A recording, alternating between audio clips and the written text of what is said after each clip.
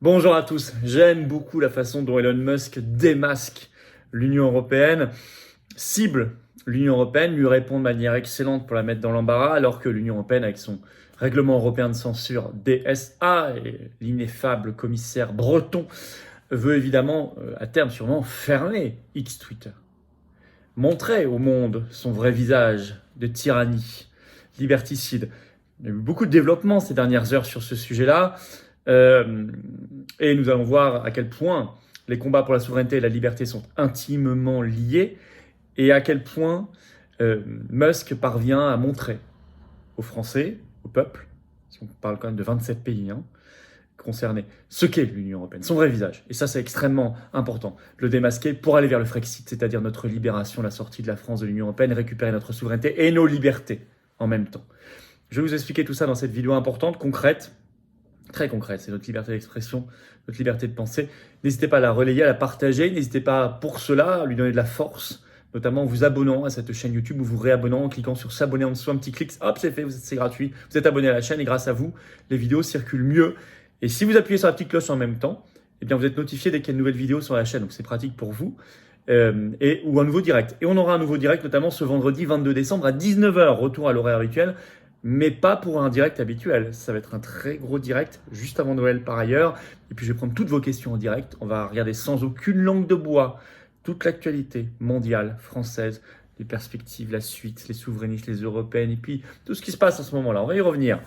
Sans aucun tabou, encore une fois, et toutes vos questions en direct à 19h ce vendredi 22 décembre sur cette chaîne. Soyez là et ramenez du monde. N'oubliez pas qu'il y a un lien, si vous voulez venir au grand dîner patriote, j'y serai le 17 janvier à Paris. Il y a déjà beaucoup de gens qui s'inscrivent. Il y a un lien sous la vidéo en description. Ne perdez plus de temps. Et sachant qu'en 2024, je reprends ma tournée partout en France. Je vous donnerai des dates très bientôt. Voilà, écoutez, on va y aller.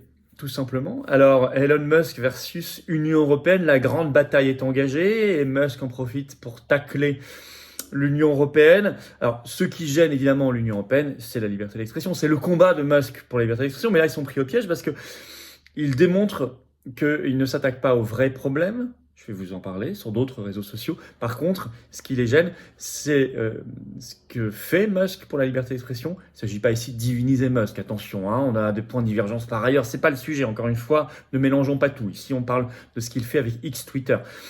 Et puis, Musk vient de faire des déclarations qui ne plaisent pas à l'oligarchie. Et je vais vous en parler, évidemment. Il n'y a pas de hasard des calendriers. Alors d'abord, Thierry Breton cible Elon Musk. Alors ça y est, ce 18 décembre, c'est sorti. Il l'a mis d'ailleurs sur son compte Twitter X pour l'annoncer. Thierry Breton, le commissaire européen, annonce l'ouverture, je cite, d'une enquête formelle, c'est une toute première, contre X Twitter, dans le cadre de la nouvelle législation sur les services numériques, le règlement européen dit DSA, entré en vigueur en août 2023. Alors pourquoi il lance cette enquête formelle? Je cite, pour contenus illégaux et désinformation. Vous noterez le terme contenu illégal, très révélateur. Et bien sûr, en bon petit toutou de l'européisme, le ministre français macroniste délégué au numérique Jean-Noël Barrot a déclaré « Je me félicite de l'ouverture de cette enquête contre X Twitter ». Le Monde, dans un article du 18 décembre, dit que c'est un test majeur pour le règlement européen DSA, que l'Union européenne joue sa crédibilité. Je vais vous lire la suite, vous allez voir, c'est grotesque. On est vraiment dans un régime tyrannique. Je lis l'article du Monde.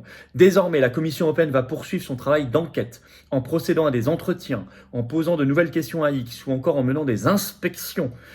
Thierry Breton avait parlé il y a quelques mois de descente de police. Les réponses apportées par l'entreprise américaine ainsi que son rapport de transparence, publié début novembre pour faire le point sur les moyens de modération mis en œuvre, n'ont manifestement pas apaisé Bruxelles. Les preuves dont nous disposons actuellement sont suffisantes pour ouvrir officiellement une procédure à l'encontre de X, a estimé la commissaire européenne Margrethe Vestager. Le bras de fer, écrit Le Monde, s'annonce toutefois long et disputé, puisque déjà il faut attendre le 17 février avec la création du Conseil des régulateurs nationaux, ce qui est demandé par le règlement européen DSA. En France, le régulateur national pour faire cette censure, c'est l'ARCOM, nouveau nom du CSA. Et certains pays, précisément, n'ont pas encore désigné leur régulateur. Donc ça prend un peu de retard quand même, tant mieux. Alors, réponse excellente d'Elon Musk, je vous la lis. Il a répondu directement sur son compte X à Breton, à Thierry Breton, je cite Elon Musk, prenez-vous des mesures contre d'autres médias sociaux parce que si vous rencontrez ces problèmes avec cette plateforme et qu'aucun n'est parfait, aucune n'est parfaite, les autres sont bien pires. À quoi il fait référence? Mais c'est malicieux parce qu'il met ça en public, parce qu'il veut montrer la partialité et donc les vraies motivations de l'Union européenne. Il fait référence par exemple à ce qui est sorti, ce qui a été repris par exemple par France Bleu, l'article est en ligne, le 9 juin 2023, le 9 juin dernier, le titre Instagram est le principal repère des réseaux pédocriminels d'après une étude américaine. Ça vient effectivement d'un rapport fait par l'université de Stanford avec le Wall Street Journal. Alors Instagram, ça appartient comme Facebook au groupe Meta de Mark Zuckerberg, mais eux, ils sont pas ciblés. France Bleu notait que des comptes illégaux et pourtant simples à trouver reprenaient d'affreuses photos et vidéos que vous imaginez sur ces réseaux pédocriminels. Ou encore, vous aviez BFM TV, toujours en ligne, qui est évoqué le 21 mars dernier, le titre Facebook accusé d'avoir fermé les yeux sur le trafic d'êtres humains et la pédocriminalité. Je lis toujours, Facebook et Instagram sont accusés d'avoir soutenu et facilité la tâche des criminels. Une plainte est d'ailleurs déposée, plusieurs plaintes d'ailleurs déposées devant le tribunal du Delaware aux États-Unis en mars 2023 contre Facebook sur ce sujet-là. Il y a même des documents internes du groupe qui montrent des choses graves. Je vais vous citer un extrait de cet article de BFM TV qui faisait le point. Je cite, « Ces accusations ont pris une nouvelle dimension quand, à l'automne 2021, une ex-employée de Facebook, Frances Haugen, a fait fuiter des documents internes montrant que les dirigeants de la plateforme avaient conscience de certains risques pour les mineurs. La lanceuse d'alerte et des ONG estiment que Meta fait passer les profits avant les utilisateurs. » Mais là, pour M. Breton et pour l'Union européenne, pas de souci.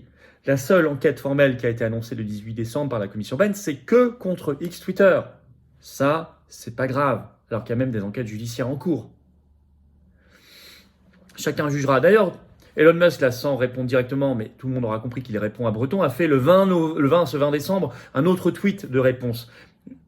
La liberté d'expression, écrit-il, est le fondement de la démocratie. Comment ne pas y voir une réponse claire, nette et transparente à l'Union européenne? Or, car évidemment, ce qui gêne avec Elon Musk, c'est son combat farouche pour la liberté d'expression et contre le mondialisme. Sur la liberté d'expression, c'est sa marque de fabrique.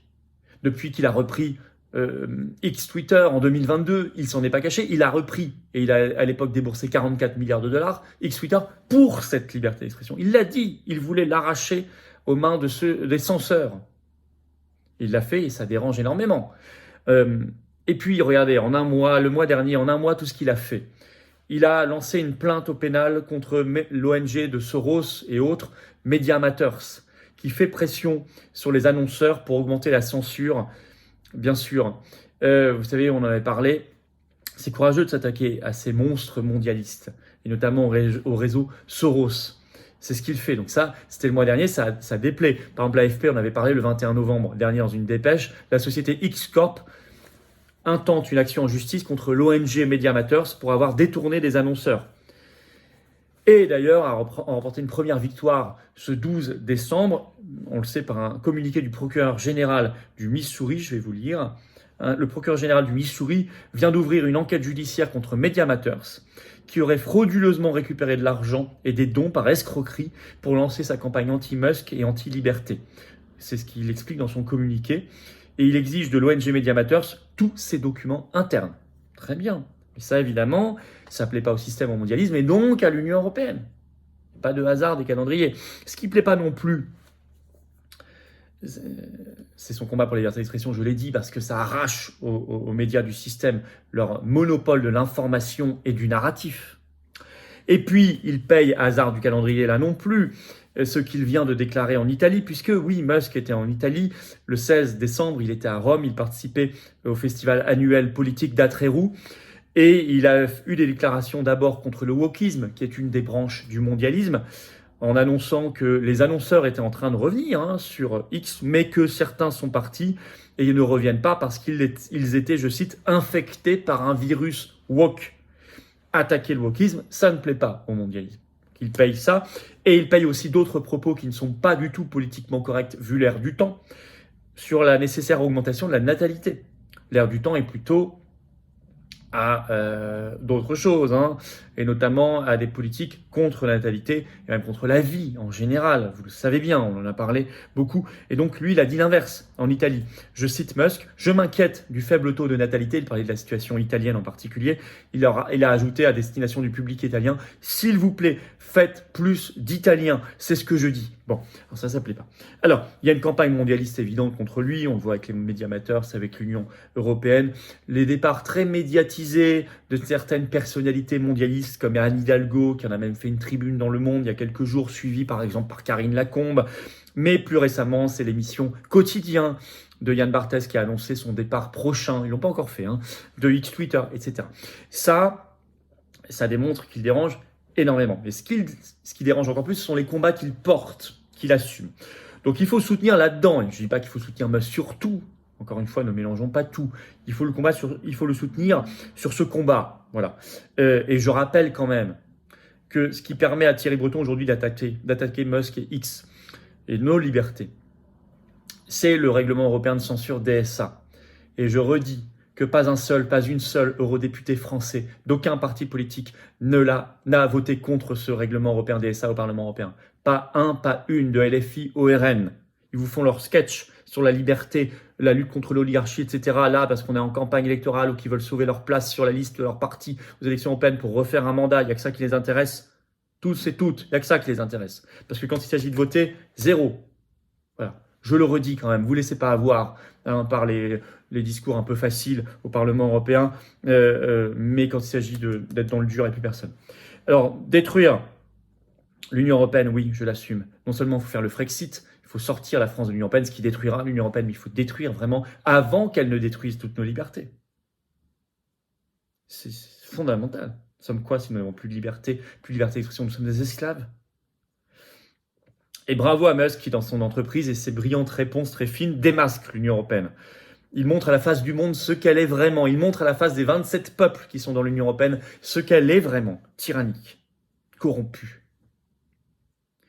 Soyons très pragmatiques aussi. Il faut multiplier nos présences sur toutes les plateformes possibles pour pouvoir continuer à nous exprimer, parce qu'il faut parer à toute éventualité, même si il y avait bannissement, même s'il était temporaire, même si il faut parer à toute éventualité, il faut garder un fil. Et c'est pour ça aussi que les patriotes sont très attachés à faire des événements réels, dans le monde réel, des manifs notamment, parce qu'on sait que les gens comme ça se connaissent, ils échangent leur numéro de téléphone, ils se connaissent, ils s'invitent aussi ensuite, ils se voient les uns les autres, et ça crée du réseau humain réel. Et on en aura sûrement besoin s'il y a un moment affaiblissement, voire coupure de ces réseaux sociaux.